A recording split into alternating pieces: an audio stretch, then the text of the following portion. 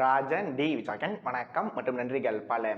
நம்ம marvellous actor Manikandan அவர்களோட smoking causes cancer, smoking kills பட கதை என்னன்னா, மது அருந்துதல் உடல் நலத்திற்கு தீங்கு விளைவிக்கும். ஏன்னா மது அருந்திவிட்டு வாகனம் ஓட்டாதீர்.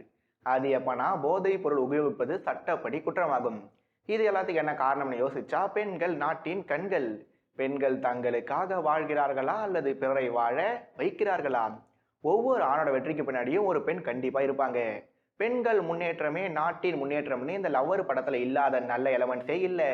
ஏன்னா இந்த படம் உருவாக்குது எல்லைகளற்ற தொல்லை. பிகாஸ் இந்த லவ்வர் பட கதை என்னன்னு யோசிச்சா, ஹீரோவும் ஹீரோயினும் லவ் பண்றாங்க, சண்டை போடுறாங்க, சமாதானம் ஆகுறாங்க, மறுபடியும் சண்டை போடுறாங்க, ஸ்கூட்டில போறாங்க, பைக்ல போறாங்க, ஆட்டோ கார்னு 4 வீலர்லயும் டிராவல் பண்றாங்க, ஃப்ரெண்ட்ஸா கேங்கா சேர்ந்து அவுட்டோர் ட்ரிப்பு போறாங்க, அங்க போனா மறுபடியும் புகை, மது, மறுபடியும் ஹீரோ ஹீரோயின் சண்டைன்னு படம் முழுக்க யதார்த்தமான எல்லாரோட வாழ்க்கையில் நடக்கிற சம்பவங்களை உள்ளது உள்ளபடி சொல்றேன்னு சொல்லி படம் பார்க்க போன ஆடியன்ஸுக்கு உயிர் பயத்தை காட்டி அமைச்சிருக்க படம் தான் இந்த good night hero sir, bad vibes வேண்டாம் சார்.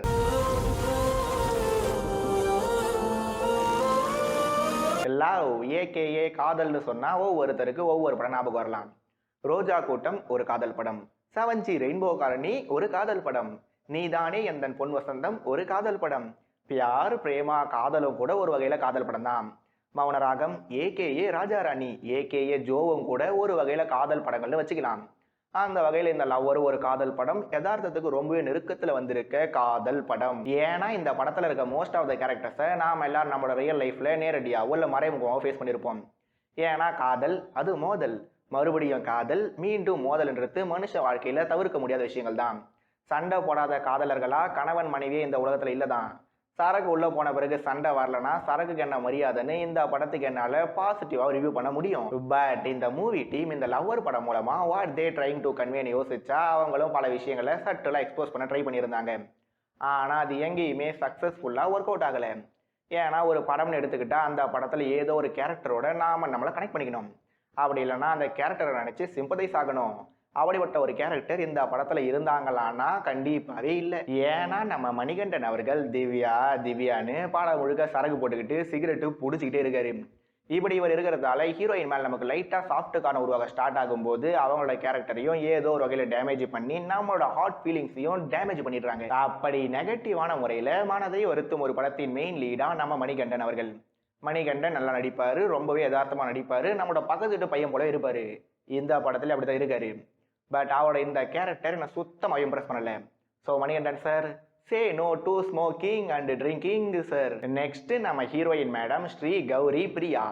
பல இடங்கள்ல ரொம்ப அழகாகவும் ஒரு சில இடங்கள்ல அவங்களா இவங்களும் யோசிக்கிற மாதிரி இருந்திருந்தாங்க. அழக வீடு ஆக்டிங் அப்படின்னு கேட்டால் ஆக்டிங்கும் மிக்ஸ்டு ஃபீலிங் தான் தந்துருந்தது. அவங்களோட ஃபியூச்சர் ப்ராஜெக்ட்ஸை பார்த்துட்டு என்னோட ஃபியூச்சர் ஒப்பீனியன் நான் முடிவு பண்ணிக்கிறேன். அன்டில் ஸ்ரீ கௌரி பிரியா மேடம் சில பேரோட மொபைல் வால்பேப்பரா வாழுங்க மேடம். இவங்களோட நம்ம கண்ணா ரவி, ஹரிஷ்குமார், மற்ற ஃப்ரெண்ட்ஸ் ரோல்ல வரவங்கன்னு எல்லாருமே கொடுத்த ரோலை குறைவெல்லாம் பண்ணியிருந்தாங்க. எஸ்பெஷலா மணிகண்டனோட மம்மி ரோல நடிச்சவங்களுக்கு கூடுதல் பாராட்டுக்கள். சரவணன் சாருக்கு ஷார்ட் ரோலா இல்லாம லாங் ரோல் கொடுக்க சொல்லி என்னோட பர்சனல் கோரிக்கைகள். ஸ்ரேயாஷ் கிருஷ்ணாவோட ஒளிப்பதிவு, பரத் விக்ரமனோட எடிட்டிங் ரெண்டுமே ஒரு மாதிரி ஹேங் ஓவர் ஃபீலிங்ல தான் இருந்தது. ஷான் ரோல்டன் அவர்கள் தன்னோட இசை மற்றும் பின்னணி இசை மூலமா படத்தை காப்பாற்ற எவ்வளவோ ட்ரை பண்ணாரு. ஆனா ஆபரேஷன் சக்சஸ், பாவம் ஆடியன்ஸ் தான் டெட். கடைசியா படத்துல இருக்க மியூட்டட் டைலாக்ஸ் இருக்கு.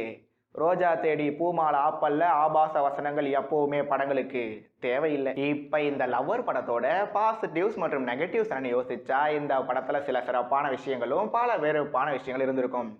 பட் எண்ட் ஆஃப் த டே நாம ஒரு படத்தையா பார்க்குறோம், என்டர்டெயின்மெண்ட்டுக்காக பார்க்குறோம், நம்மளோட பர்சனல் ப்ராப்ளம்ஸை மறக்கிறதுக்காக பார்க்குறோம், சோகங்களை குறைக்கிறதுக்காக பார்க்குறோம்.